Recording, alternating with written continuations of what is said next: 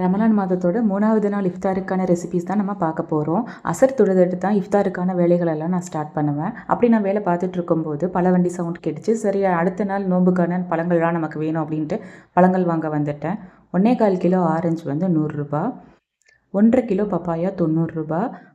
இது வந்து 1.800 இருந்துச்சு, அப்படியே 90 ரூபாய்க்கு கொடுத்துட்டாங்க. 1.5 கிலோ சாத்துக்குடி 100 ரூபா, மொத்தம் 290 ருபீஸ் ஆச்சு.